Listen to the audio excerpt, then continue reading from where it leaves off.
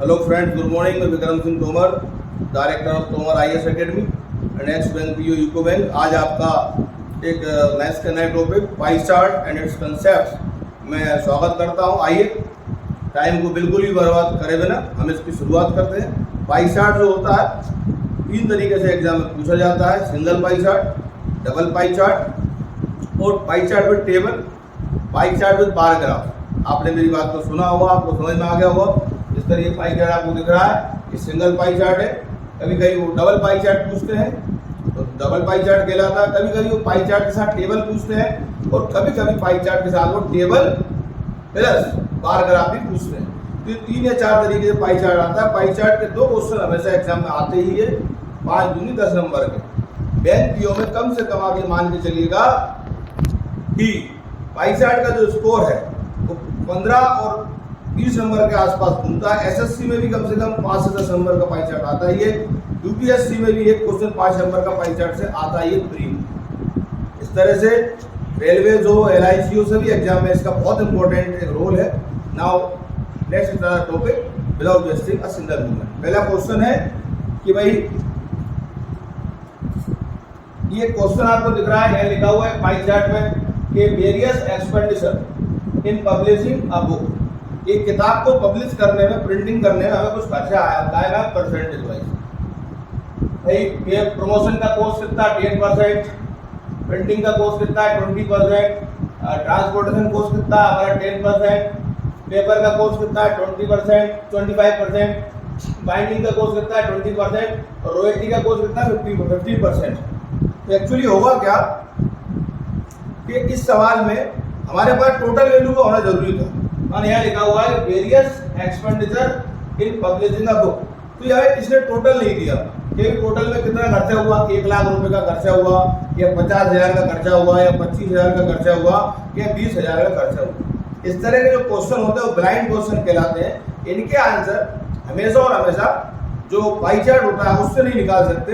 हम क्वेश्चन को पढ़ेंगे, उस क्वेश्चन के बाद हम इस पाई चार्ट से उसको मैच करेंगे और हम क्वेश्चन को, आंसर को निकाल लेंगे। जानकारी को यहाँ पर नहीं देगा, जानकारी का देगा question. With the help of that information in the question you will follow this pi chart and you will get the answer. Now read the first question. ये जो क्वेश्चन हम आपको देने वाले हैं ये आपको स्क्रीन पर चलते हुए दिखाई देगा, अलग से इसका PDF भी अवेलेबल होगा। अब मैं आपको पहला नंबर का क्वेश्चन बोल के बता रहा हूँ। पहला क्वेश्चन है हमारा कि royalty on the book is less than printing cost by how much percent? Royalty on the book is how much less than percent than printing cost? जैसे रॉयल्टी वाला सेक्शन कहाँ पर है, ये 15%, प्रिंटिंग कॉस्ट वाला कितना 20%। तो बोला रॉयल्टी का जो खर्चा आया है वो प्रिंटिंग के खर्चे से कितना परसेंट कम है। तो आपको कुछ नहीं करना, रॉयल्टी को किससे कंपेयर करना है, प्रिंटिंग से। क्या करेंगे अपन, रॉयल्टी, पहला सवाल, royalty minus printing upon printing into 100%। आप इस तरह से कर सकते हैं। सवाल को फिर से सुनिएगा। Royalty on the book is how much less than the printing cost. Royalty पे जो खर्चा आ रहा है तो प्रिंटिंग पे जो खर्चा आ रहा है उससे कितना प्रतिशत कम है। आप चाहो तो रॉयल्टी माइनस प्रिंटिंग कर दो या प्रिंटिंग माइनस रॉयल्टी कर दो, आंसर माइनस में आएगा, उससे कोई फर्क नहीं पड़ेगा। रॉयल्टी पे कितना वैल्यू 15, प्रिंटिंग का वैल्यू कितना 20, या 15 में से कितना लिखोगे 20 में लिख के दिखाया था, मुझे लिखना नहीं चाहिए। 15 माइनस 20 बटे में 20 इंटू कितना हो गया 100%। ये जो इस तरह से कर रहा है वो अपने सिलेक्शन से दूर जा रहा है। याद रखिए, जितने बड़े एग्जाम है, चाहे बैंकिंग PO हो, चाहे SSC CGL हो, चाहे UPSC हो, जितने बड़े एग्जाम है, अगर आप जितना कम से कम समय में सोल्व करेंगे उतना आपको बेनिफिट है। आप लॉन्ग मेथड में ना जाए, ये सब फालतू की चीज है। ये मैं इसलिए बता रहा हूँ कि क्लास में आप समझ लो, लेकिन एग्जाम में आपको इस तरह नहीं करना। ऑब्वियस सी बात है, 15 में से कितने जाते, 20 जाते, कितना बता 5 बटे में 20 कितना बता 4। यह आ गया आपका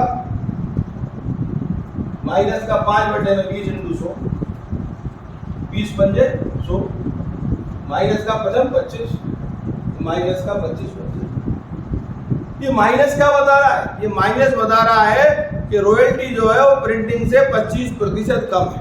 तो ये अपना पहला सवाल पूरा होता है। जबकि अभी सवाल में इसने हमें टोटल वैल्यू नहीं दी।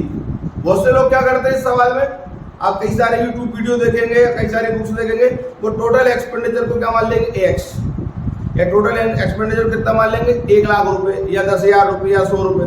पर मुझे मानने की कोई ज़रूरत नहीं है। मुझे पता है कि अगर रॉयल्टी को कंपेयर किया है से प्रिंटिंग से, तो प्रिंटिंग का आएगा नीचे। रॉयल्टी पर होने वाला खर्चा प्रिंटिंग पर होने वाले खर्चे से कितना प्रतिशत कम है। If they are comparing royalty with printing, then printing will be in denominator, वो नीचे आएगा। अगला क्वेश्चन देखते हैं। This is key.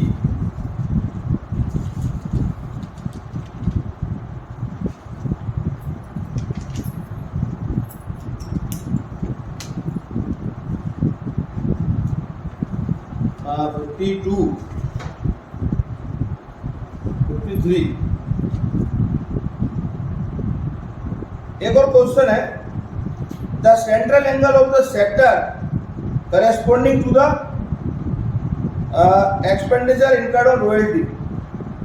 The central angle of the sector corresponding to the expenditure incurred on the royalty. आपको central angle निकालना है। क्या निकालना है? Central angle. सेंट्रल एंगल हमको निकालना है। क्वेश्चन इसको बोलते हैं केंद्रीय कोण। अभी हिंदी मीडियम में मैं बोलूंगा, आप समझिएगा उसको। रॉयल्टी पर खर्च हुए राशि का सेक्टर का केंद्रीय कोण क्या होगा? ठीक है, तो अपन क्या करते हैं, रॉयल्टी कितना है आपका 15%, या देखो आप 15%। पाई चार्ट जो होता है उसका नियम होता है, तो जोड़ लो। टोटल कितना हो गया, 10 और 20, 30, 30 और 40, 40 और 25, 65, 65 और 15, 80, 80 और 20, 100। पाई चार्ट का जो टोटल होता है परसेंटेज बाई अगर वो देखें तो 100 होता है। अगर ये डिग्री होता तो ये 360 हो जाता है। याद रखिए, डिग्री में अगर पाई चार्ट दिया है तो टोटल 360 होगा, और अगर परसेंटेज में दिया है तो टोटल हमेशा 100% होगा। उनने बोला कि जो रॉयल्टी है उस पर जो राशि खर्च हो रही है उसका सेंट्रल एंगल क्या होगा, what will be the central angle of the money that is expenditure on royalty. Royalty का वैल्यू कितना है, 15%, 15 ऊपर लिख लिया। नीचे मैंने आपको बता ही दिया क्या है 100, तो टोटल पाई चार्ट का वैल्यू कितना है 100%।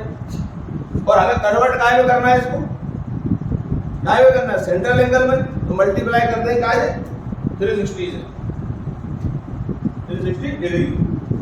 5 टू द 5 3 जा 10, 5 टू द 10, और ये 0 आ गया हमारे पास। 5 3 जा 15, 5 टू द 0 से 0 काट दिया, 2 से काटा है, 2 एकम 2, 2 18 दूनी 36, 18 दिया 54, कितना आ गया 54 degree. This is the answer of central angle. ये सारे क्वेश्चन सैकड़ों बार पूछे गए हैं, और जब तक पाई चार्ट रहेगा सैकड़ों बार पूछे गए। गर्मी का मौसम है भाई, मैं एक छोटा मोटा टीचर हूं, मेरे पास पंखा है। पंखे में जो पढ़ाने में आनंद आता है, पसीने जब निकलता है तो एहसास कराता है कि आप मेहनत कर रहे हैं, और आपको लग रहा है कि मैं मेहनत कर रहा हूँ। तो आप भी अपने घर पर मेहनत कीजिए कि जिनसे हम पढ़ रहे हैं वो क्लास में पसीना बहा रहे हैं, तो आपको भी अपने टेबल पर पसीना बहाना, और ये दोनों का पसीने जब मिलेगा तो सफलता बनेगी।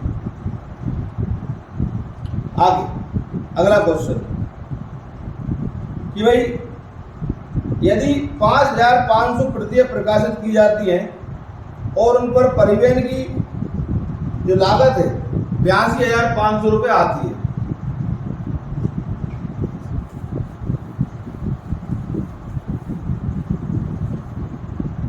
एक सवाल बोल रहा है वो, यदि 5,500 प्रतियां प्रकाशित की जाती हैं तो उन पर परिवहन की जो लागत है, ट्रांसपोर्टेशन की जो कॉस्ट है, वो 82,500 रुपये आती है। तो पुस्तक का विक्रय मूल्य कितना होना चाहिए ताकि प्रकाशक को 25% का लाभ हो सके? If 5,500 copies are published and the transportation cost on them amounted to rupees 82,500, then selling price of the book should be so that the publisher can earn a profit of 25%. तीन चीजें दी हैं कि हमने टोटल 5500 कॉपी छापी। Number of copy कितनी छाप रहे हैं आप? Number of copy, third number का क्वेश्चन, नंबर ऑफ कॉपीज कितनी हो गई? 5500 नंबर ऑफ कॉपीज आ गई भाई। 5500 copies are published and the transportation cost on them, और ट्रांसपोर्टेशन की जो कॉस्ट है, ट्रांसपोर्टेशन का जो कॉस्ट है वो कितना है? 82,500। उन्होंने एक जगह से दूसरी जगह ले जाने में के लिए, मान के चलो ग्वालियर में ये छपरी है और गुना इनको लाना है या इंदौर इनको ले जाना है, तो ग्वालियर से इंदौर तक की जो ट्रांसपोर्टेशन कॉस्ट है कितनी है? 82,500। If 5,500 copies are published and the transportation cost on them amount to rupees 82,500, then the selling cost of the book, अब यह सेलिंग कॉस्ट मैंने एक किताब की एसपी क्या होना चाहिए? SP of one book equal to क्या हो गया? Question mark. Then the SP of the book so that the publisher can earn a profit of 25%। तो उसको प्रॉफिट जो है वो कितना हो जाए? 25%। ये सवाल है, आप समझ गए? एक कंपनी ने नंबर ऑफ कॉपी छापी कितनी? 5500। ट्रांसपोर्टेशन कॉस्ट कितना दिया? 82,500। हमसे बोल रहा है कि एक बुक जो छपी है उसकी एसपी कितनी रखें, कितनी तय करें ताकि हर किताब पर हमें 25% का प्रॉफिट हो। बहुत सिंपल लॉजिक है। पहले क्या करेंगे हम? ट्रांसपोर्टेशन कॉस्ट कहाँ गया भाई? ये रहा ट्रांसपोर्टेशन, कितना है? 10%। तो हम क्या करेंगे? इसकी जो वैल्यू थी ट्रांसपोर्टेशन कॉस्ट, उसके लिए पहले टोटल कॉस्ट निकालेंगे। और टोटल कॉस्ट निकालने के लिए क्या करेंगे हम? टोटल कॉस्ट निकालने के लिए हम क्या करेंगे? जो ट्रांसपोर्टेशन की कॉस्ट थी उसमें उसके परसेंटेज का भाग दे देंगे और 100 का गुणा कर देंगे। This is one of the best trick that I am giving you. इससे इजी कोई ट्रिक नहीं है। ट्रांसपोर्टेशन का कॉस्ट दिया है कितना? 82,500 और ट्रांसपोर्टेशन का सेंट्रल एंगल कितना? 10%। तो जो दिया है, मान के चलो सर अगर प्रिंटिंग का होता है, अगर प्रिंटिंग का कॉस्ट होता कितना? 82,500, तो हम 20 का डिवाइड करते हैं। सर एक और बार तो बताओ सर, अगर ये प्रमोशन कॉस्ट होता तो 82,500, तो हम 10% का डिवाइड करते। सर अगर बाइंडिंग कॉस्ट होती सर, तो बाइंडिंग कॉस्ट कितनी? 20%, तो हम 82,500 में 20 का डिवाइड करते। ये जमाने अब नहीं रहे। कौन से वाले? वो एक्स मानने वाले और 100 मानने वाले, डायरेक्ट काम करने का। मैं तो इसका भी मना कर रहा हूँ, ये भी नहीं करना। ओरल जितना आपका होगा, याद रखें 1 घंटा 20 मिनट में 200 क्वेश्चन करना है और दिन प्रतिदिन day by day the competition is going to increase and questions are very difficult. They are asking, the level of questions is not easy. Now they are not moderate, they are very complex questions. So we should have oral practice, please. Total cost सब भाई transportation का इतना था। Transport का central angle 10% का, 10 का divide किया 100। इससे क्या होगा सर? इससे आपके पास टोटल कॉस्ट आ गई। कितनी आ गई? 1 0 से 1 0 कट गया, कितना आ गया? 825 और 000 हो गई साहब। 8,25,000 रुपये आपका हो गई क्या? ट्रांसपोर्टेशन। लेकिन ये कितने बुक की है? ये 1 बुक की है नहीं, ये 5500 बुक की है। Total cost of 5500 books. हाँ सर, पहले क्यों नहीं लिखा? पहले मैंने इसलिए नहीं लिखा ताकि आप पर कंफ्यूज हो जाते हैं। तो टोटल कॉस्ट ऑफ 50/100 बुक्स कितना है? 8250। अब वन बुक की कॉस्ट क्या हो जाएगी? सीपी ऑफ वन बुक क्या हो जाएगा? 82500 डिवाइडेड बाय 5500। दो जीरो से दो जीरो कैंसिल हो जाएंगे। 11 5 जा 55 होता है, 11 7 जा 77 होता है, 82 में 77 क्या तो कितना बचा? 5 बचा। 55 में 11 5 जा 55 कितना आ गया? 0। कितना आ गया? 750 अपॉन कितना हो गया? 5। 750 को काटोगे तो कितना आ गया? 150। भैया सीपी आ गई। The CP of one book is ₹150। ठीक है, अब देखिए जरा सवाल को आप। ये सीपी आ चुकी है मेरे पास। सीपी है। एक किताब की सीपी कितनी है? 150। और एक किताब की मेरे पास प्रॉफिट कितनी है? 25%। तो एक फॉर्मूला होता है SP equal to CP into 100 plus profit percent upon 100।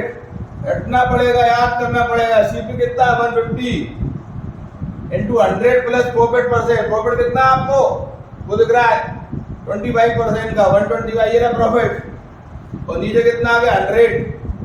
ठीक है, इसको सोल्व कर लेना। 25 चौके 100, 25 चक्के 150, 125 का गुणा कर लेना 6 में। 6 एकम 6, 25 चक्के 750, 750 बटे में कितना आ गया? 4। 750 में भाग दे देना काय का? 4 का। तो क्या जाएगा आपका? 4 एकम 4 बचा 3, 33 हो गया। 4 अट्टे 32 बचा 3, 30 हो गया। 4 सत्ते 28 बचा दो 4 पंजे 187.25 rupees. This is the SP of one book. Now you will get this in answer. समझ गए आप? आपको ये सब दिया था, ये सवाल नहीं है। ये सवाल की जानकारी ऑलरेडी आपको क्वेश्चन में दी गई है। अपना सवाल होता है यहाँ से। हमने क्या किया? टोटल कॉस्ट होती है 82,500 की। काय की थी? ट्रांसपोर्टेशन की। उसके सेंट्रल एंगल का डिवाइड किया, 100 का मल्टीप्लाई कर दी। तो हमारे पास टोटल कॉस्ट ऑफ 5500 को कितना आ गया? 82,500। हमने टोटल कॉस्ट ऑफ 5500 बुक्स आ गए 8,25,000। क्योंकि ये 5500 बुक्स की है तो 55 का डिवाइड कर दिया तो कितना आ गया आपका? 50 का डिवाइड करोगे तो हमारे पास आएगा 150। माने एक बुक की जो सीपी है वो कितनी हो गई है? 150। ये रहा। या प्रॉफिट कितना है आपका? 25%। एंड हमारे पास फॉर्मूला क्या होता है? बोरा भाई SP equal to CP into 100 plus profit percent upon 100। इस फॉर्मूले में हमने वैल्यू रख दी, हमारा आंसर है। ठीक, इसके बाद इसका शॉर्टकट है क्या सर? है। क्या शॉर्टकट है देखें अपन।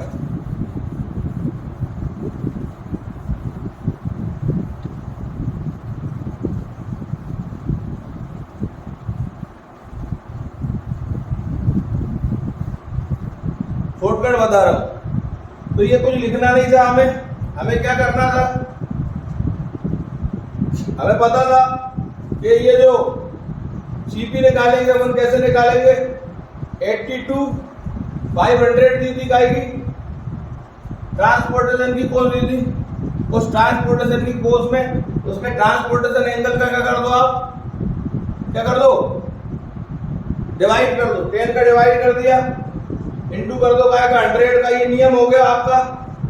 ये आप ही का निकल गई cost price of transportation cost. ठीक है, लेकिन ये जो कॉस्ट प्राइस है ना, ये काय की है? ये एक की नहीं है। ये कितने की है? 5500 बुक्स की है। तो ये 5500 का भाग कर दो।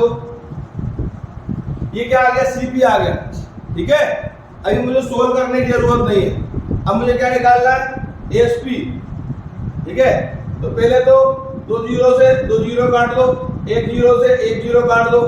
11 5 से 55, 11 से काटूंगा 750 आएगा। और सीपी कितना आ गया मेरे पास? 150। 750 अपॉन 5 मेरा सीपी आ गया। एसपी का फॉर्मूला क्या होता है? सीपी माने 150 into 100 plus profit percent. Profit percent कितना था? 25% का। 125 अपॉन कितना? 100। ठीक, ये हमारे पास जाएगा 187.5। एक जीरो से एक जीरो काट देना, 15 का मल्टीप्लाई करना, 15 पंजे 75 की 5 हासिल 60, 15 दूनी 30 हो 7, 37 की 7 हासिल 3, 15 एकम 15 दूनी 18, 187.5 धातु एक लगा दिया तो आ गया 187.5। This is the solution. आप देख सकते हैं वही सवाल हमने इतने बड़े मेथड से किया, वही सवाल हमने शॉर्टकट कर लिया। तो ये आपके ऊपर है, it depends on you totally.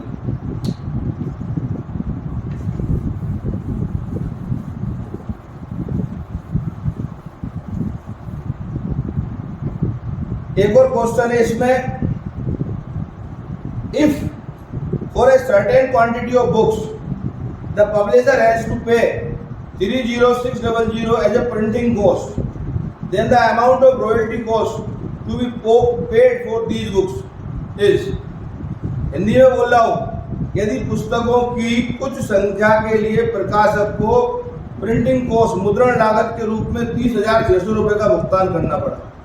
Printing cost कहाँ पे भैया, ये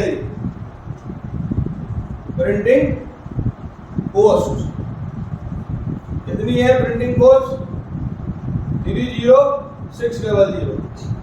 ये सवाल है, ये आंसर शुरू नहीं हुआ। यदि पुस्तकों की कुछ संख्या के लिए, जैसे वहां पे 5500 पुस्तकें थी ना, यहाँ पर उन्होंने पुस्तकों की संख्या नहीं दी। उन्होंने ये नहीं बोला कि 8000 पुस्तकें हैं या 10,000 पुस्तकें हैं या 15,000 पुस्तकें हैं। यहाँ तो उन्होंने क्या बोला है, यदि पुस्तकों की कुछ संख्या के लिए प्रकाशक को, माने पब्लिशर को मुद्रण लागत के रूप में 30,600 रुपए का भुगतान करना पड़ा है, तो इन पुस्तकों के लिए रॉयल्टी की लागत कितनी होगी?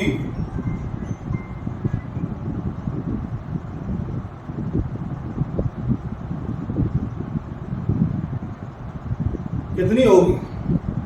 इंग्लिश में फिर से बोल रहा हूं, if for a certain quantity of books the publisher has to pay ₹3600 for printing cost, then the amount of royalty cost to be paid on these books। तो देखो नंबर ऑफ बुक्स जो है ना, नंबर ऑफ बुक्स हमारे पास नहीं है, कितनी छपी थी? ये नंबर ऑफ बुक्स मान लो 5000 किताबें छपी थी, उन पे खर्चा कितना आ रहा है? इतना आया। तो बोल रहा रॉयल्टी पे कितना आएगा? तो रॉयल्टी की कॉस्ट हमें क्या करना पड़ेगा, याद करना है। तो सबसे पहले आप क्या करो, पहले प्रिंटिंग कॉस्ट दिए ना आपको, कितनी दी है? 20%। इधर प्रिंटिंग कॉस्ट कितनी दी है? 0.0 तो टोटल कॉस्ट निकाल लो। क्या निकालेंगे? Total cost. टोटल कॉस्ट कैसे निकालो? उसकी वैल्यू कितनी है? 30600। प्रिंटिंग का परसेंटेज कितना है? 20 इंटू कर दो काय का 100 का। 20 से करा, 21 से 20, 25 से 100, 5 का मल्टीप्लाई किया 500, 5 से 30 का 0, 3, 50, 33, 5 से 15। ये हमारे पास आ गया, कितना आ गया हमारे पास? 15 लाख, सॉरी 153 1,53,000 रुपए हमारे पास टोटल कॉस्ट है। उन्होंने बोला कि प्रिंटिंग की कॉस्ट कितनी थी? 30600। हमारे पास प्रिंटिंग का कॉस्ट का सेंटर है, परसेंट कितना है? 20। हमने 20 से डिवाइड किया, 100 का मल्टीप्लाई किया, सोल्व करके लगा, एक किया, आ गया हमारे पास टोटल कॉस्ट। ये टोटल कॉस्ट। अब हो क्या रहा है, हमारे पास नंबर ऑफ बुक्स तो नहीं है। वो बोला अगर आपको नंबर ऑफ बुक्स पता नहीं है कोई बात नहीं, इन्हीं नंबर ऑफ बुक्स के लिए आपको क्या निकालना है? रॉयल्टी का खर्चा। तो रॉयल्टी खर्चा कितना है? 50%। तो हम क्या करेंगे? रॉयल्टी के लिए यहाँ आ जाएंगे। तो जो टोटल खर्चा हमने निकाला रॉयल्टी वाला 1,53,000। इसमें क्या करेंगे? रॉयल्टी का परसेंटेज कितना है? 15। उसका डिवाइड कर देंगे, गुणा कर देंगे, आएगा 100 का। 15 एकम 15, भाग नहीं जाएगा तो 0, 15 दूनी 30 और 2 0, तो 2 0 ये लग जाएंगे। तो क्या आ गया हमारे पास? 15 एकम 15, ठीक, भाग नहीं गया तो कितना आ गया? जीरो, 15 दूनी, तो यहाँ तक चलेगा 2 जीरो होता है, ठीक है। और ये 2 जीरो हो रहा है तो कितना आ गया 1 0 2 डबल जीरो था ही, 2 जीरो ही जाएगा, तो क्या होगा इकाई, दहाई, सैकड़ा, हजार, 10,000, लाख, 10 लाख, ठीक है। माना 10 लाख 20,000, ये हमारा क्या आ गया आंसर, रॉयल्टी कॉस्ट।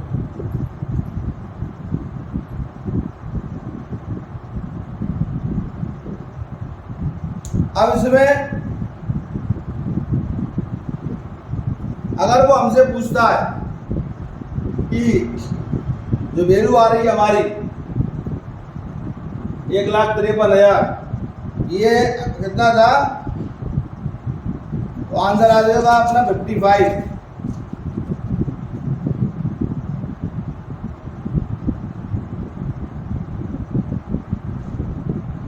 ठीक, ये जो है ना टोटल कॉस्ट आ गई, रॉयल्टी कॉस्ट। लेकिन हमें अगर इसका एक और वैल्यू निकालना है तो आप क्या करो, सबसे बढ़िया तरीका बता रहा हूं, ये जो हमारा, उसको हटा देता हूं मैं,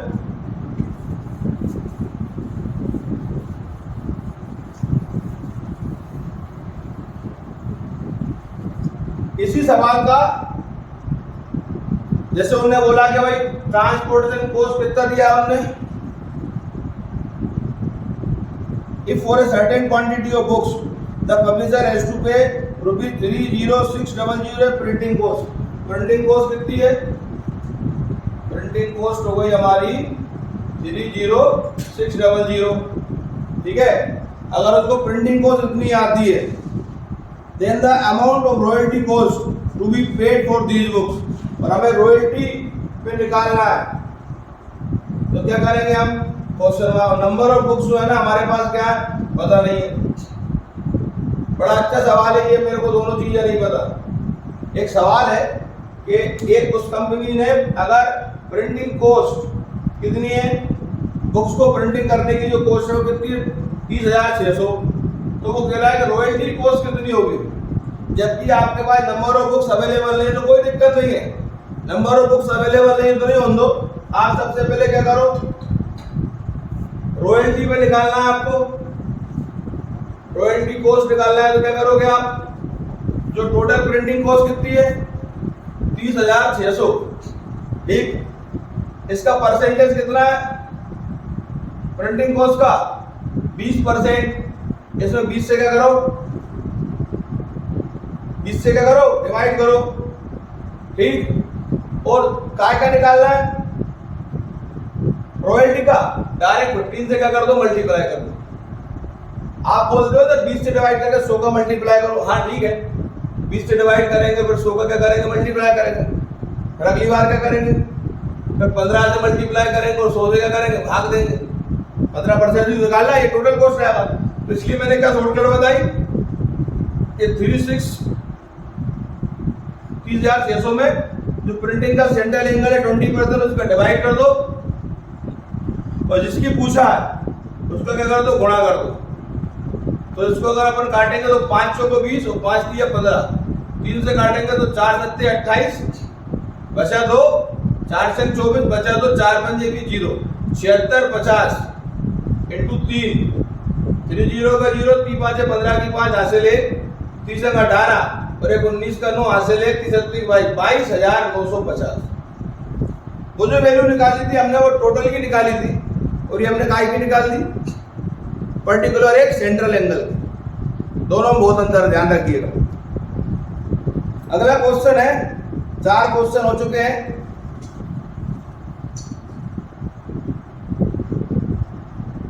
(52, 53, 54 एंड 55) 4 ही क्वेश्चन है भाई इसमें। तो ये पाई चार्ट जो मैंने आपको सिखाया, इसमें 4 तरह के क्वेश्चन थे, पर मैंने एक एक्स्ट्रा क्वेश्चन भी यहाँ पर आया, ठीक है। वो जो वैल्यू निकलेगी वो टोटल की निकलेगी, और ये जो वैल्यू निकलेगी पर्टिकुलर रॉयल्टी कॉस्ट की निकलेगी।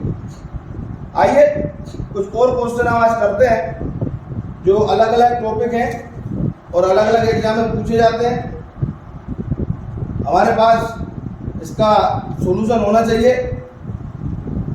एक आज की क्लास जो है मैंने बोला कि पाई chart and miscellaneous concepts of maths, कौन कौन से क्वेश्चन एग्जाम में पूछे जा सकते हैं, पूछे जाते हैं और आएंगे, ये तीनों का समावेश है। तो एक सवाल हम देखते हैं, अब मैं इसको हटाने वाला हूं, काफी देर हुई इसको।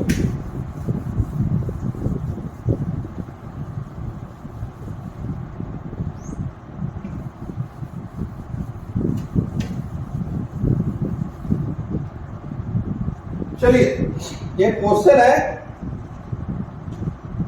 मेंसुरेशन से निकल के आ रहा है। A right angle,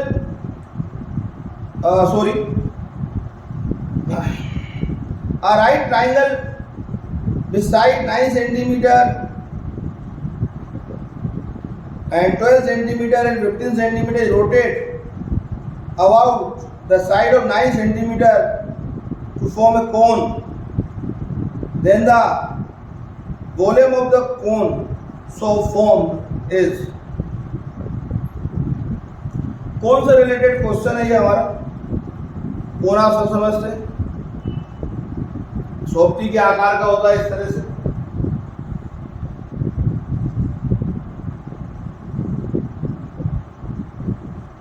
ये सेंटर होता है, ये रेडियस होती है, ये इसकी जो होती है हाइट होती है, डेप्थ होती है, और ये जो होती है ये लेंथ होती है, जैसे हम स्मॉल एल से बताते हैं। ठीक है, ये सवाल है। सवाल बहुत आसानी से समझिएगा, पूरी मेहनत करेंगे, मैं पूरी कोशिश करूंगा ईमानदारी से आपको समझाने की, आप भी पूरी ईमानदारी से कोशिश कीजिएगा समझने की।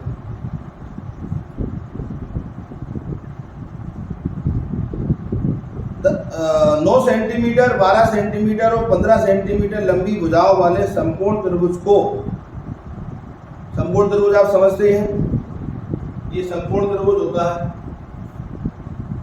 राइट एंगल ट्रायंगल, इसको कोण कहते हैं, कोण या शंकु। और ये राइट एंगल ट्रायंगल होता है समकोण त्रिभुज, 90 डिग्री होता है, ये उसको हम बोलते हैं समकोण त्रिभुज, माने right angle triangle, right angle triangle, right angle triangle होता है, 90 डिग्री का होता है, ए बी और सी, 3 साइड होती है। इसमें मैंने बताया कि हाइट होती है, रेडियस होती है, इधर भी जाएंगे तो भी ये क्या रेडियस है, और इसको पूरा ले लेंगे इस तरह तो ये 2r हो जाएगा, लेकिन इस तरह से लिखना बेकार है। ठीक है, एल एच, और इसका फॉर्मूला होता है एल स्क्वायर बराबर R square plus H square. कई सारी किताबों में आपको इस तरह से फॉर्मूला मिलेगा, L equal to under root के अंदर R square plus H square. यहाँ पर क्या है कि जो एल है वो लेटेंट हाइट है, ये वाली तिरछी वाली हाइट को लेटेंट हाइट बोलते हैं।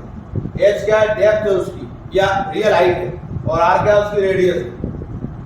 और इसका जो वॉल्यूम होता है, वॉल्यूम होता है इसका 1/3 pi are square h. Volume of cone, we बोले तो वॉल्यूम पूरा लिख देता हूं मैं, वॉल्यूम आयतन। तो वॉल्यूम ऑफ कोन क्या होता है? 1/3 पाई आर स्क्वायर। समकोण त्रिभुज का क्षेत्रफल होता है 1/2 आधार गुणित ऊंचाई 1/2 बेस इनटू हाइट। ध्यान रखिएगा, ये अभी सवाल शुरू नहीं हुआ है। ये जो सवाल मैं बोलने जा रहा हूं उसके पहले आपको एक चीज पता होना चाहिए था कि ये एच हाइट होती है, ये लेटेंट हाइट होती है, आर रेडियस होती है। हिंदी में बोले तो एल माने त्रिज्या ऊंचाई, एच माने ऊंचाई, आर माने त्रिज्या। ये फॉर्मूला होता है। वॉल्यूम माने आयतन, शंकु का आयतन क्या होता है? 1/3 pi are square. Volume of cone equal to 1/3 pi are square h. This is the right angle triangle, 90 degree होती है वैल्यू इसकी। इसका फॉर्मूला 1/2 आधार इनटू ऊंचाई 1/2 base into height. Now see the difference between the both the two diagrams and what they are saying. क्या कह रहा है सुनिए। A right angle triangle with sides 9 centimetre, 12 centimetre and 15 centimetre. ये जो सबसे बड़ी साइड हो गई, ये कितनी हो गई? 15। ये कितनी हो गई हमारी? 12। और ये कितनी हो गई? 9। सबसे लंबा हाइपोटेन्यूज होता है, कर्ण होता है, उसका आधार माने बेस होता है। सबसे लंबी साइड कर्ण होती है, हाइपोटेन्यूज होती है। उससे छोटी साइड होती है बेस माने आधार, और उससे छोटी होती है परपेंडिकुलर। तो बोला है 15 सेंटीमीटर, 12 सेंटीमीटर और 9 सेंटीमीटर भुजाओं वाले, साइड्स वाले एक राइट एंगल ट्राइंगल को, समकोण त्रिभुज को यदि 9 सेंटीमीटर भुजा के, 9 सेंटीमीटर भुजा, साइड उसकी 90, परिता घुमाया जाए, परिता माने इस सर्कल बने उसमें बेस एरिया बन जाए उसका 9 सेंटीमीटर का, तो उस इस प्रकार बने शंकु का आयतन क्या होगा। एक बार फिर से बोल रहा हूं,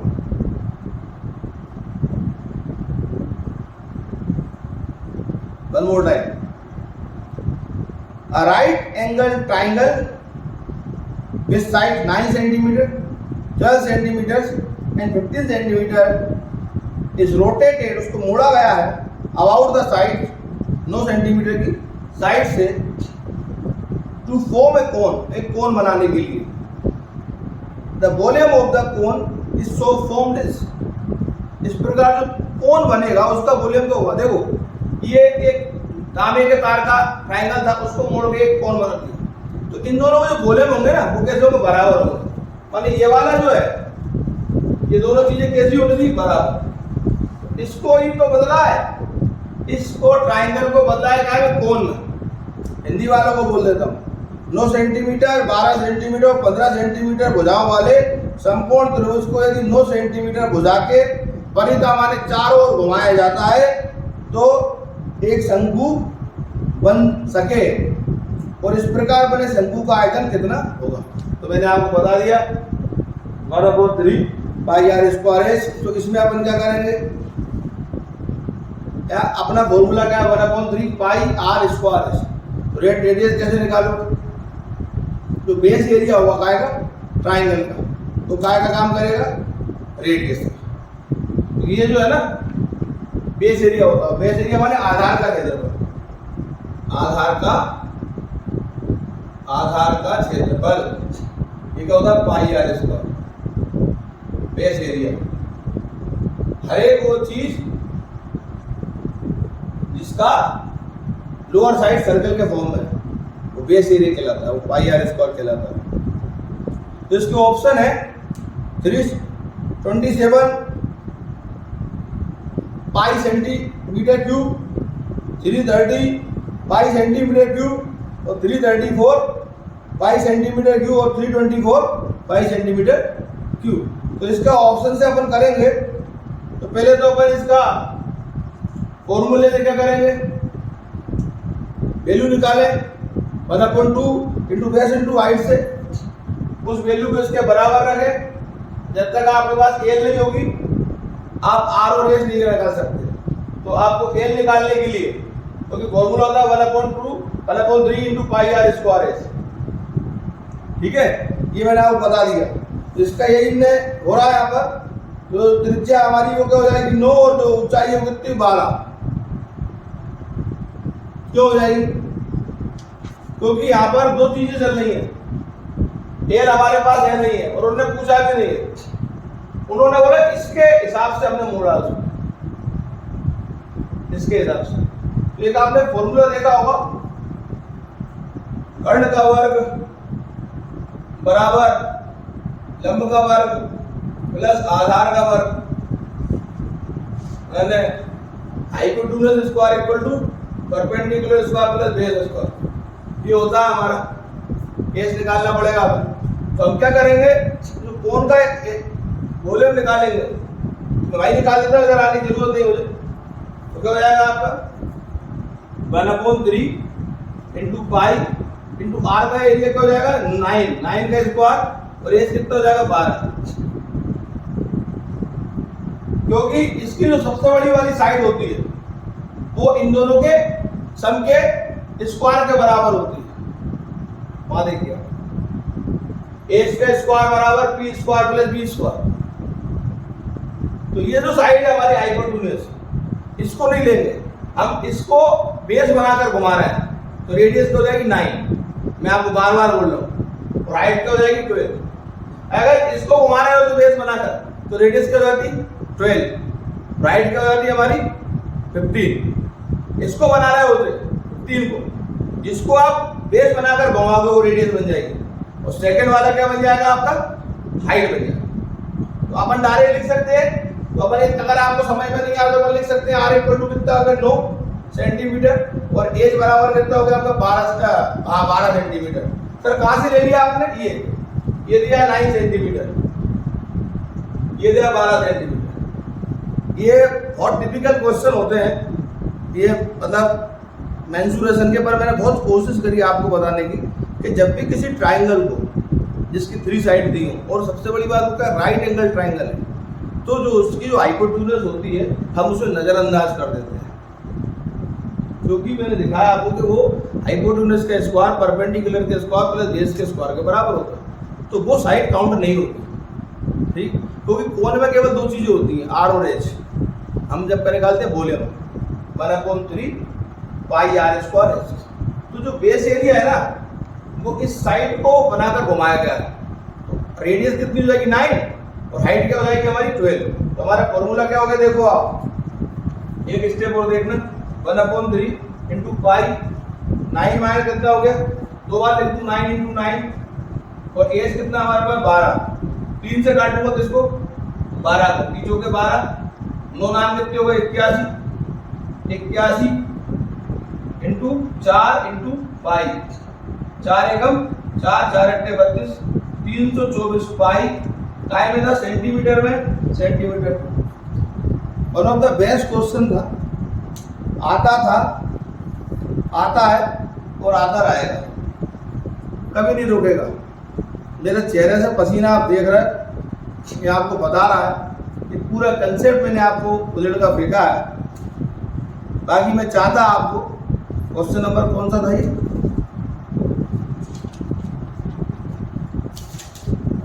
ये था 56, ठीक। मैं चाहता आपको तो ये क्वेश्चन डायरेक्ट करा सकता था,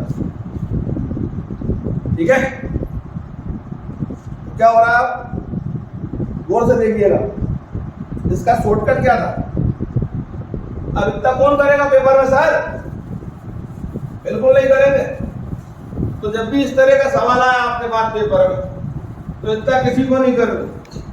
ये तो मैंने आपको इसलिए बताया है ताकि आप लोग के बेसिक कंसेप्ट क्लियर हो जाए। सर आपने हाइपोटेन्यूज सबसे बड़ी साइड 15 क्यों नहीं, हाइपोटेन्यूज को इग्नोर करेंगे, वो दोनों के स्क्वायर के सम के बराबर होती है।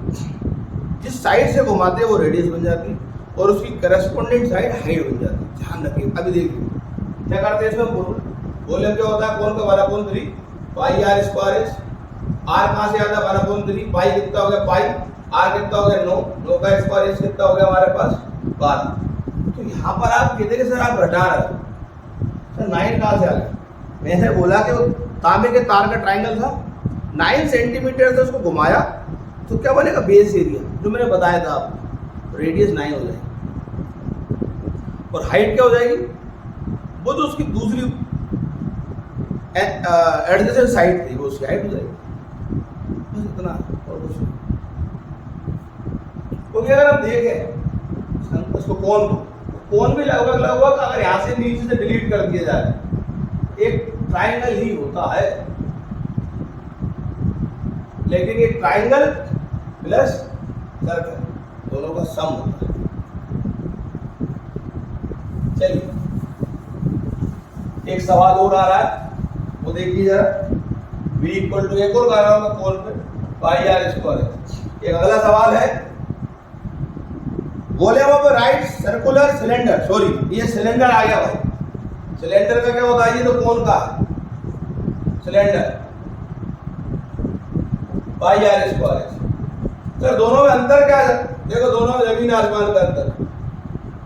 यहां पर आ रहा है 1/3 पाई आर स्क्वायर, यहाँ आ रहा है पाई आर स्क्वायर, माने ये ज्यादा होता है और ये कम होता है। ये सिलेंडर का वॉल्यूम, ये सिलेंडर ऐसा होता है।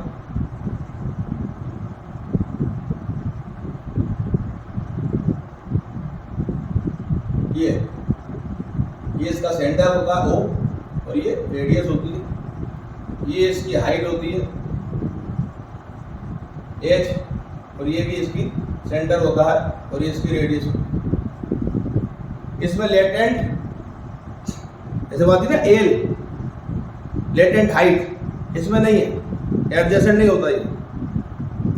यहां पर त्रियक ऊंचाई नहीं होती, ठीक है, ये इसका फिगर होता है। अब सवाल सुनिए, volume of A right circular cylinder of A height 21 centimetre and base radius 5 है। तुम्हारा काम हो गया, हाइट कितनी दी है, हाइट दी है 21 सेंटीमीटर और बेस रेडियस कितना दिया, base radius 5 centimetre.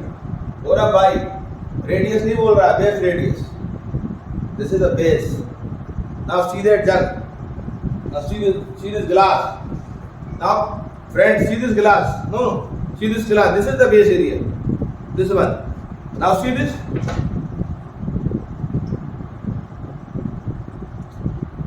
see this base area, always form a circle, circle ही होता है, ठीक। आइए क्या बोला उसने, 21 सेंटीमीटर ऊंचे और 5 सेंटीमीटर आधार की त्रिज्या वाले लंब वृत्तीय बेलन का आयतन क्या होगा। Sir please one more time, yes. 21 centimetre ऊंचे, इसकी ऊंचाई 21 सेंटीमीटर और 5 सेंटीमीटर आधार की त्रिज्या वाले लंब वृत्तीय बेलन का आयतन कितना होगा। लंब वृत्तीय क्या, घर, अपन को बेलन याद रखिए, हिंदी वालों को, इंग्लिश वालों को। Volume of right circular cylinder, right क्या बाढ़ में, सर्कुलर क्या बाढ़ में, हमें सिलेंडर याद रखना।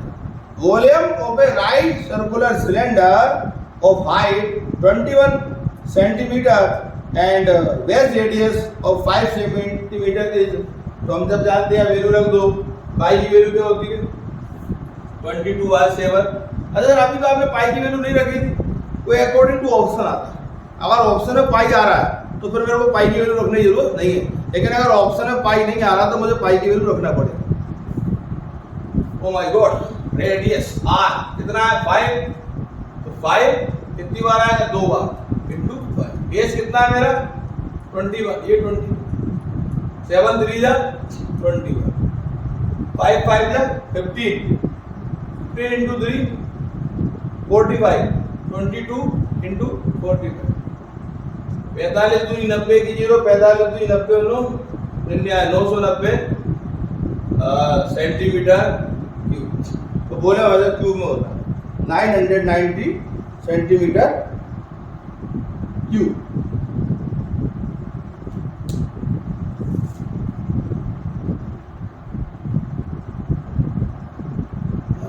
मिस्टेक किया गया है, सॉरी यार, sorry for that, sorry this is wrong। 22/7 सही है। r का वैल्यू कितना है 5 ही चलेगा, इंटू 5 चलेगा। अपना s कितना है आपका 21, 7 3 जा 20, भैया 5 5 15 होता है भाई, और अब सर 5 5 है 25, 25 and 3 75, 75 into 22, 22 पंजे 110 की 0 हासिल, 11 22 सत्ते 154 11 165, 1650 centimetre cube. This is the answer, cube. बिल्कुल सही,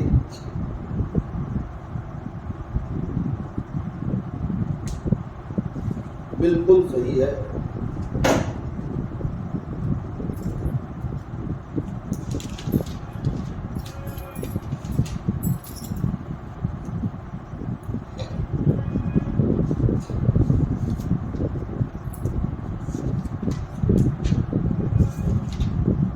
Now see the 71 number question. Next question.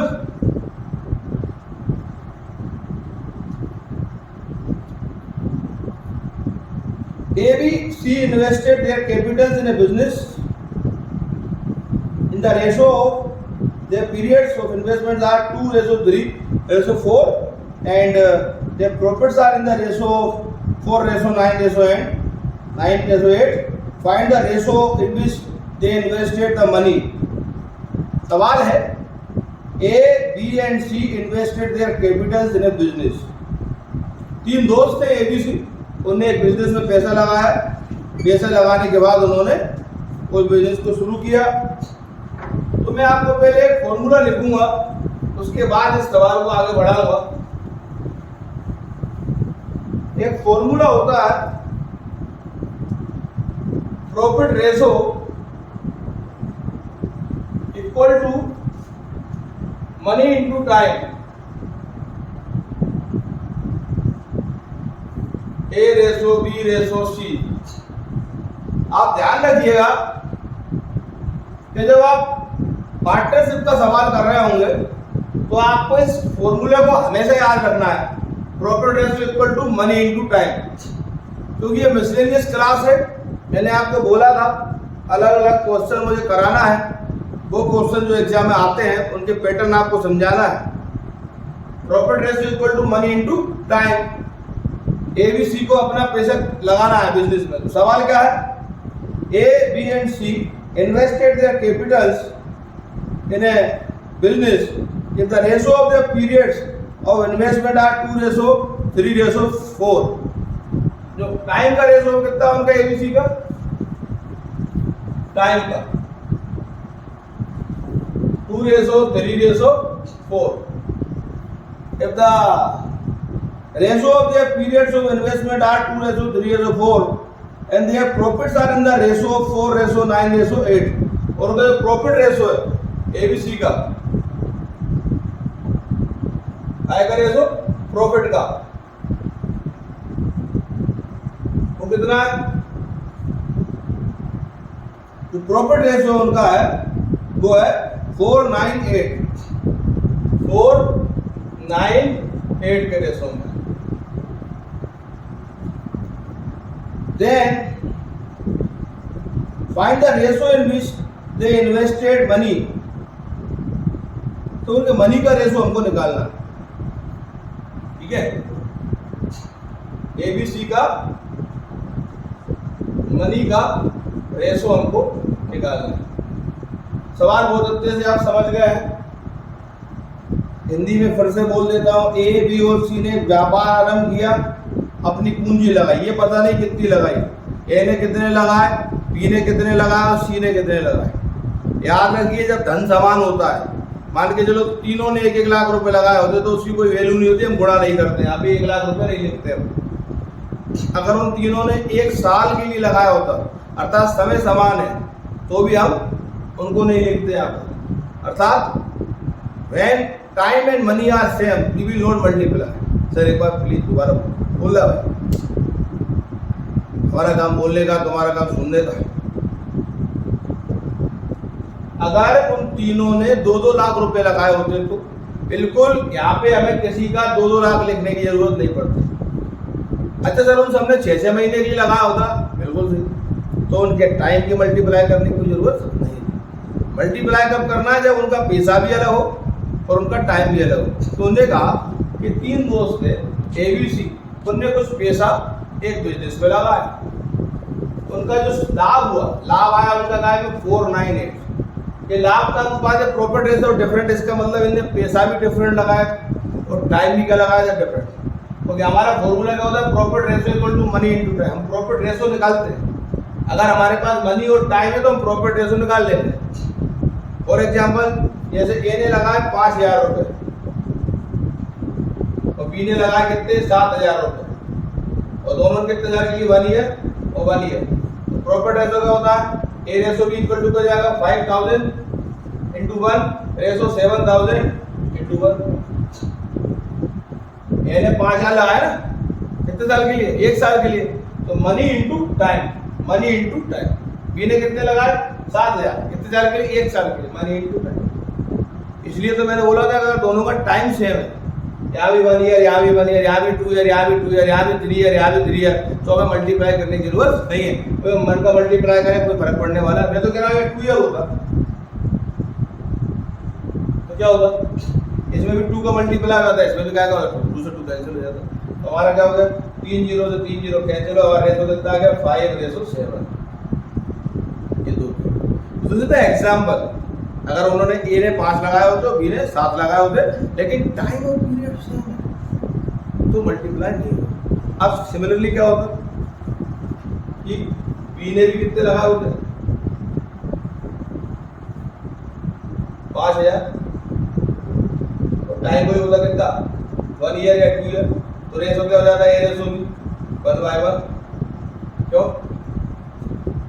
क्यों 5000 into 1 लिखते, फिर 5000 into 1 लिखते, 5000 कट जाता, कितना जाता बनने। तो जब उनके द्वारा लगाया गया पैसा और उनके द्वारा लगाया गया समय समान हो तो रेशो वैसा बराबर आता है।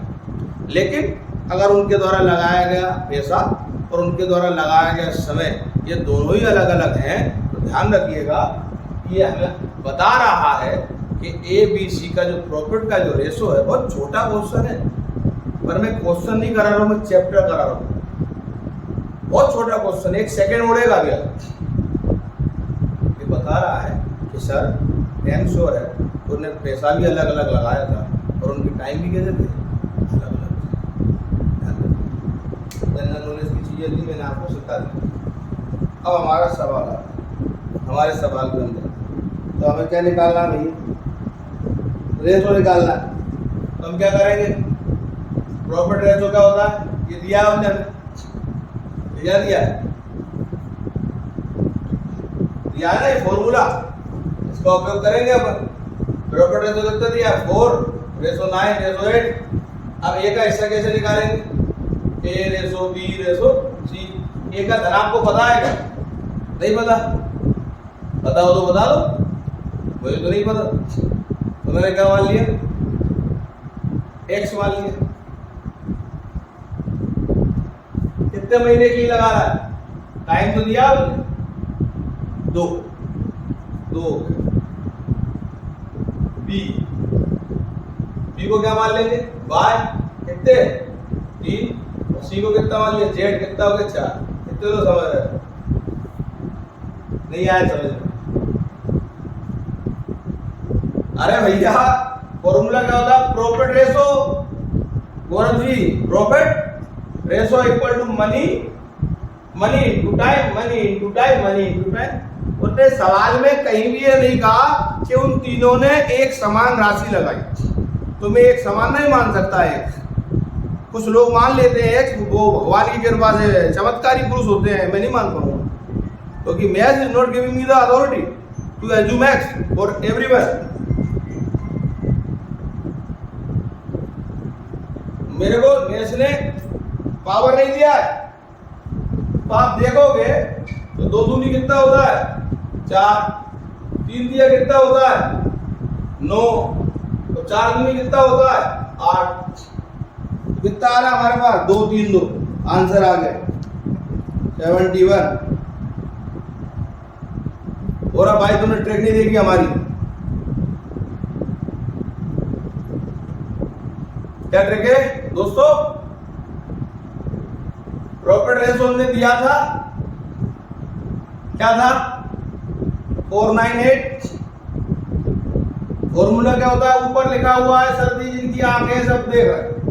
Profit ratio equal to money into time. Money एक ही मान लिए x रुपए, टाइम मान लिया 2 साल या 2 महीने या 2 दिन, तुमने नहीं बोला तो कुछ भी मान सकते। बी का मान लिया बाय 3 साल के लिए, सी का मान लिया z 4 साल के लिए। सर आप साल क्यों बोलो, महीने बोल रहे हैं।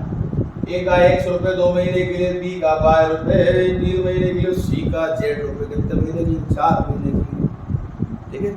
Because they are not investing in the same amount. Because the profit ratio is giving us the proof.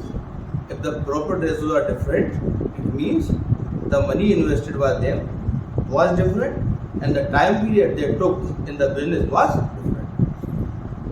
So what we have done? 2 to the 4, 3 to the 9 and 4 to the 8. The new ratio is 2 ratio 3 ratio 2 and here x, y and z. Now what is this? This is the ratio of money invested by A, B and C.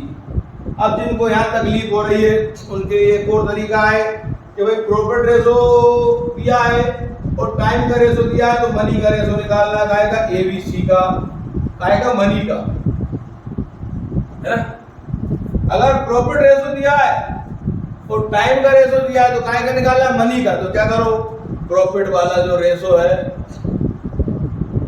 Profit ratio, उसमें divide कर दो काय का, money का, money time ratio, time ratio,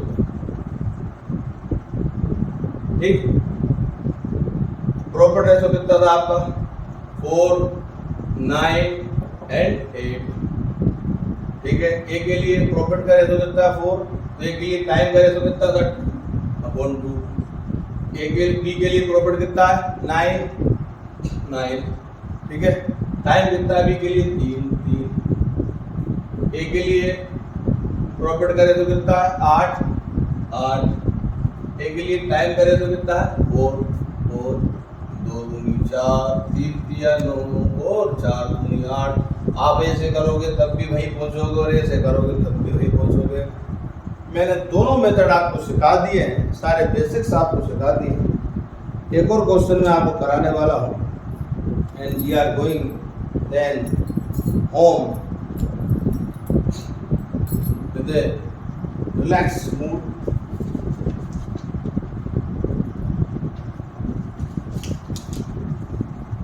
यहाँ पर है हमारा एक क्वेश्चन,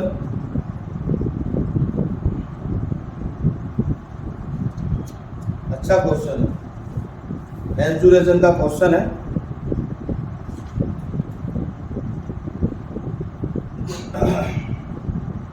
एक आयताकार खेल का मैदान 160 मीटर लंबा और 120 मीटर चौड़ा है। इसके चारों ओर अंदर की ओर समान चौड़ा का रास्ता बना है। इस रास्ते का क्षेत्रफल 2176 मीटर स्क्वायर है।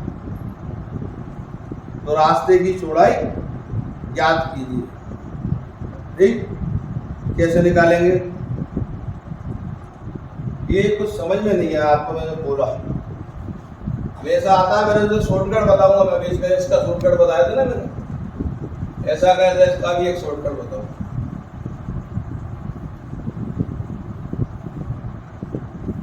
दोस्तों कभी कभी मैं भी सोचता हूँ कि शायद मैं बैंक भी ही बन गया था और उसके बाद कंटिन्यू करता था, शायद आज आरएम होता, क्योंकि मेरे साथ के जो मेरे कलीग थे जो 2008 और 9 के बैच में मेरे साथ सेलेक्ट हुए थे, अगर मैं उनका संग कैरी फॉरवर्ड करता तो शायद मैं आरएम होता, रीजनल मैनेजर होता। क्योंकि इंटरनल प्रमोशन मेरे लिए बहुत आसान होता है, क्योंकि जो इंटेलिजेंट होते हैं जिन्हें आगे बढ़ने की क्षमता होती है, मुझे होम सिकनेस नहीं थी, मैं चाहता ना तो बहुत लंबे लंबे प्रमोशन ले सकता था।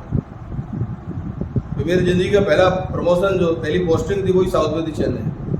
लेकिन कभी कभी ऐसा भी लगता है कि नहीं यार, जो भी डिसीजन लिया अच्छा लिया, क्योंकि मैंने बैंक की नौकरी छोड़ी तो कम से कम काफ़ी सारे लोगों को नौकरियां मिली। इसी आशा के साथ अब यूट्यूब चैनल बनाकर पढ़ा रहे हैं। जो हमारा मैनेजर है गौरव, उसका कहना था कि भैया अगर आपने 12 या 13 से ऑनलाइन क्लासेस शुरू कर दी होती तो आज हम आसमान पे होते। तो मैंने बोला यार, दो आसमान में तो 2008 में थे, लेकिन कभी उद्देश्य नहीं था शिक्षा को व्यवसाय बनाने का। और यहाँ भी जो पूरी कोशिश करते हैं, ये पसीना आपको बता रहा होगा कि मेहनत जारी है और पूरी ताकत के साथ एक एक कंसेप्ट को 2-2, 3-3 बार नए नए तरीके से बताने के पीछे लॉजिक यही है कि वीडियोस जो हैं लाइफ टाइम के लिए रहेंगे। मैं रहूँ ना रहूँ, मेरी आवाज़ रहेगी, ये मैथ्स का नॉलेज रहेगा। एक विक्रम तोमर के बाद सैकड़ों विक्रम तोमर आना चाहिए जो सोसाइटी का भला करे। उन बच्चों को जिनके पास अच्छी एजुकेशन का एक्सेस नहीं है, उन बच्चों को जो रोज़गार के लिए प्रयत्नशील हैं पर दिशा निर्देशन नहीं मिल पाता है। हम कोशिश कर रहे हैं कि हम एक प्रयास करें, 12 सालों से हम पढ़ा रहे हैं और यही हमारी भगवान से प्रार्थना है कि हम अपने इस पवित्र लक्ष्य को प्राप्त कर सकें। बाकी ईश्वर ने आप सबकी दुआओं से सब कुछ दिया है, नाम, इज्जत, पैसा। पर कभी कभी ख्याल आता है कि ये जो बोर्ड है ना, इसको साफ करते करते 12 साल हो गए। पता नहीं कितने लोगों के ज़िंदगी में जो अंधेरा था उसको साफ कर दिया इस बोर्ड ने। इसको ध्यान रखिएगा, पढ़िएगा, मेहनत करिएगा। अगला क्वेश्चन बड़ा ज़बरदस्त है। एक रेक्टेंगल आप देख रहे हैं,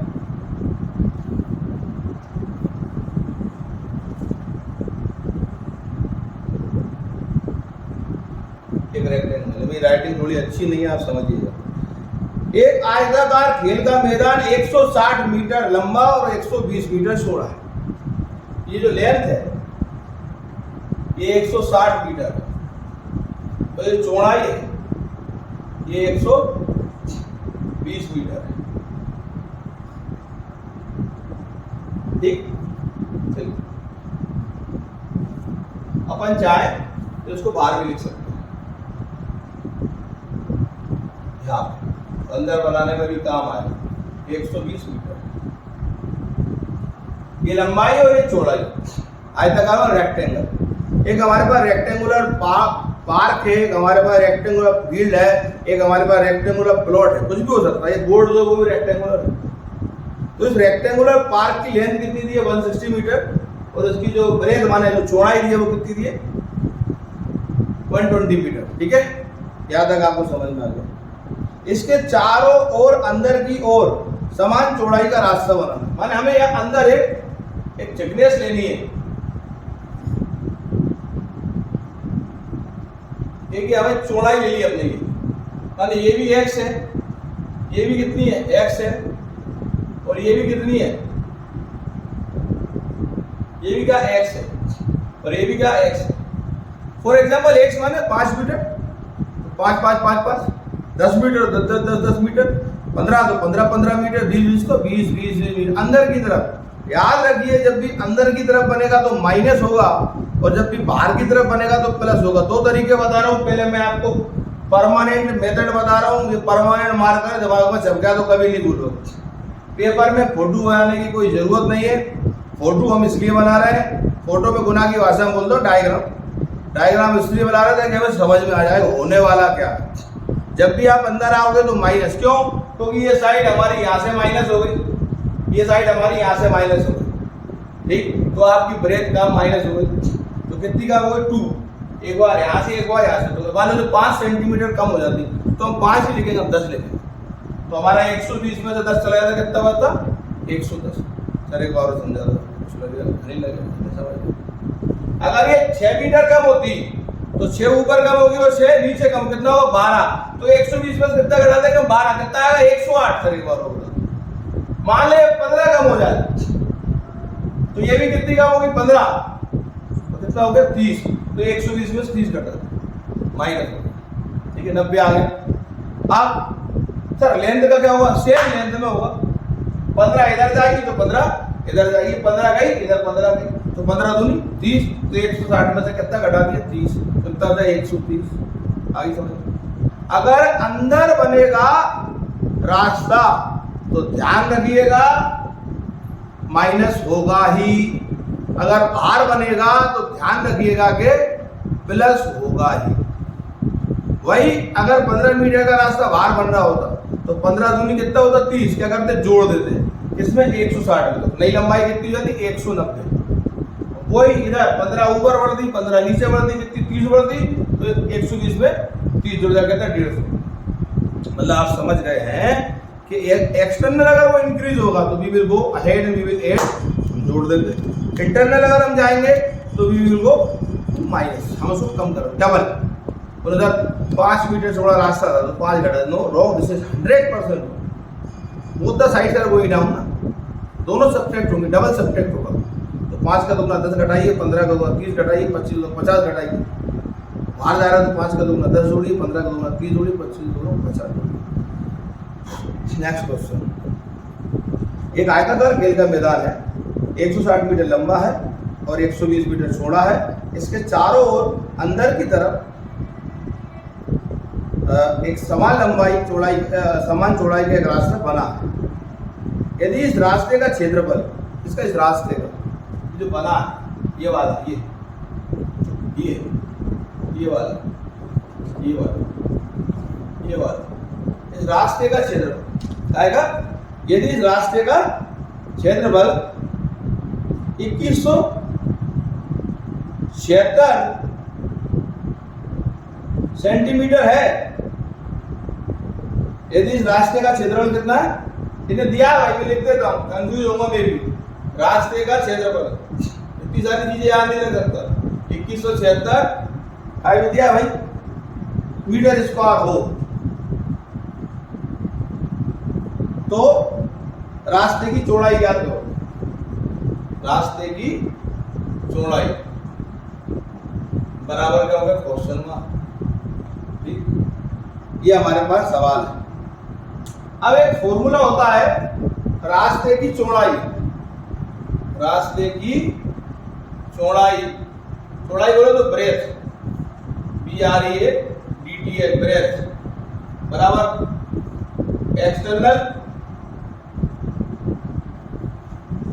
माइनस इंटरनल, बाहर का माइनस अंदर का। से बाहर अंदर का लिख दिया, अरे ये पूरा क्या है, बाहर का क्षेत्रफल है। कौन लेके बाहर का क्षेत्रफल लिख दो, ले भैया पैसे लिए मैंने तुमसे, बाहर का क्षेत्रफल और जो माइनस का अंदर का क्षेत्रफल। ठीक भैया, external area minus internal area. ठीक है, तो क्या हो गया आपका, रास्ते की चौड़ाई निकालना है आपको। कैसे निकालोगे, एक्सटर्नल माइनस इंटरनल। एक्सटर्नल तो आपको बहुत आसानी से आ रहा है, कैसे आ रहा है, एक्सटर्नल ये बाहर वाला पूरा बड़ा वाला जो था वो बिना चेंज की, तो क्या हो जाएगा आपका 160 इंटू 120। अरे फॉर्मूला होता है ना एरिया ऑफ रेक्टेंगल, क्या होता है, लेंथ इंटू ब्रेथ। आयत का क्षेत्रफल बराबर लंबाई गुणे चौड़ाई, अंग्रेजों area of rectangle,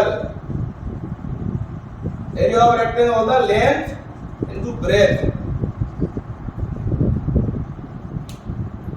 area of rectangle equal to length into breadth. क्या कर रहा है भाई, area of rectangle equal to length into breadth. तो भाई साहब ये क्या है, लेंथ है 160, ये क्या ब्रेथ है 120, माइनस माइनस। अब जो नई लेंथ थी ना, क्योंकि मुझे पता नहीं है कितनी घटी है, तो मैंने क्या मानी x, तो ऊपर भी x आएगी, तो नीचे भी कितनी जाएगी, x आएगी। तो क्या हो गया x 160 माइनस 2x, क्यों डबल घटेगा ना, 100% 160 minus 2x, 160 minus 2x, external minus internal, ये एक्सटर्नल हो गया माइनस इंटरनल, ये वही लेंथ कौन सी वाली, अंदर वाली L1 इंटू ब्रेथ कैसे लाओगे, चौड़ाई वही होगी 120 माइनस x और x 2x, 120 माइनस 2x, ये हो गया। सर यहाँ क्या लिख देंगे 2176। सर ये कैसे लिख दिया आपने 2176,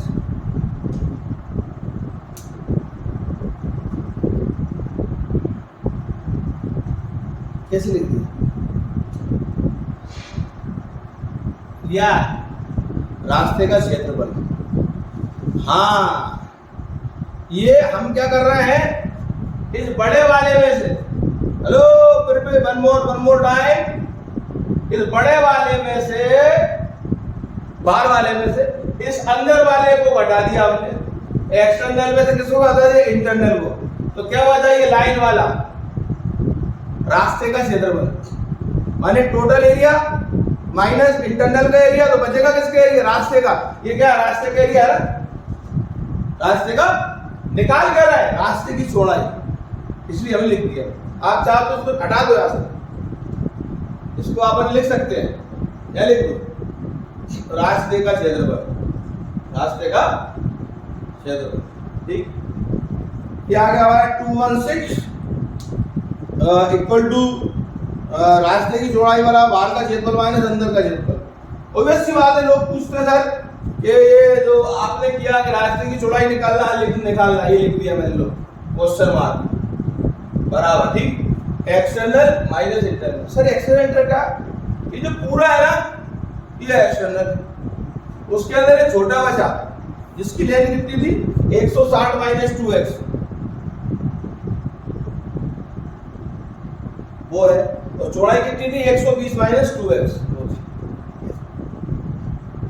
अगर हम इस बाहर वाले बड़े वाले रेक्टेंगल में से 1 मिनट इस अंदर वाले रेक्टेंगल को देख लें, बाहर वाले में से अंदर वाले को माइनस करेंगे तो रास्ता वाला बचेगा, रास्ते का क्षेत्रफल कितना ये इतना, और हमें रास्ते का क्षेत्रफल अगर हमें निकालना है तो बड़े वाले बाहर वाले रेक्टेंगल के क्षेत्रफल में से अंदर वाले छोटे वाले रेक्टेंगल का क्षेत्रफल हम घटा देंगे तो हमारे पास आंसर जाएगा।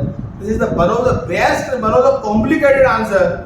सर अब क्या करेंगे, अब जो पुराने बाबा आदम के जमाने के लोग हैं वो कहाँ पे जाएंगे, सॉल्यूशन पे। मैं जाऊंगा ऑप्शन पे, कहाँ पे जाऊंगा, ऑप्शन पे। ऑप्शन में वैल्यू दी जाएगी चौड़ाई 4, 5, 10, 15 ऐसे। तो यहाँ ऑप्शन में कितना दिया 4 चौड़ाई, 4 रख के देखूं, रखता हूं। अगर मैं 4 रख दूं x बराबर तो क्या आएगा 4 दूनी 8, ठीक है। 16 12 का गुणा क्या करा मैंने, कितना हो गया 196, ठीक है। और 2 0 माइनस, मैं फिर से बोल रहा हूं ये 4 में घर से नहीं लाया, ऑप्शन में से देखे मैंने, रास्ते की चौड़ाई देगा वो 4 यहाँ रखूंगा तो 4 दूनी 8, 160 में से 8 गया तो कितना बचेगा, 4 दूनी 8, 160 में से 8 जाएगा तो 52 बचेगा, 152। और 120 में से कितना घटा दो, 8 घटा दो तो कितना बचेगा 112, ठीक है।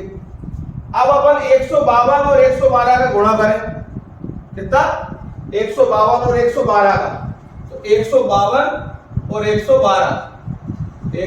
अब आप मेरे संग देखिएगा, मैं कुछ करूंगा, बेसिक में सिखाऊंगा मैं आपको। पहले सीधा गुणा करते हैं, 2 दूनी 4, फिर इन दोनों का गुणा करते हैं, 2 एकम 2, 5 दूनी 10, 5 दूनी 10 और 2 कितने होते हैं 12, 12 का कितना लिखूंगा 2, कैरी फॉरवर्ड हासिल कितनी आ गई 1। क्या किया मैंने, एक बार फिर से बता रहा हूं, पहले सीधा गुणा किया 2 दूनी 4, फिर क्रॉस किया 2 एकम 2, 5 दूनी 10, 10 और 2 12, 12 का 2 हाथ से ले। फिर क्या करूंगा मैं, इस कॉर्नर का इसमें, इस कॉर्नर का इसमें और इसका सीधा 2 एकम 2, 2 एकम 2 कितने 4 और 5 एकम 5, 5 और 4 9, 9 और 1 10, 10 का कितना हो गया 0, हासिल आ गया 1। फिर क्या करूंगा, इसका इसमें करूंगा, इसका इसमें करूंगा, 1 एकम 1, 5 एकम 5, 5 और 1 6, 6 और 1 7, और सीधा गुणाई इसका इसमें कर दूंगा 1। कितनी स्टेप थी 4, इसका इसमें 1, इसका इसमें, इसका इसमें 2, इसका इसमें, इसका इसमें और इसका इसमें 3, इसका इसमें, इसका इसमें 4 और इसका इसमें 5, 5 स्टेप, 17 0 24। तो कितना आ गया 19। अब यहाँ घटा के भी देख लूंगा, 19 600 माइनस कितना घटाना, 17 0 24, 10 में 4 गए 6, 10 में 3 गए 7, 6 में से 1 गए 5, 9 में से 7 गए 2, ठीक है। 2576 इन्हें कितना दिया था,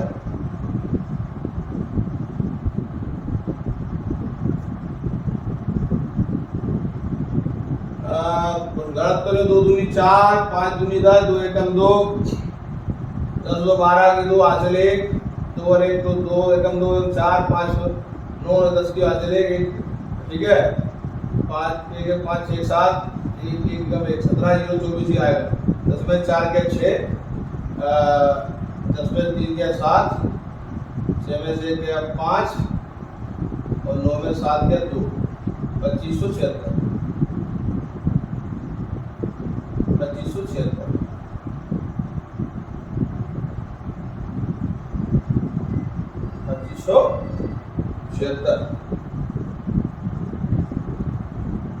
यह कितना आ रहा है 2176।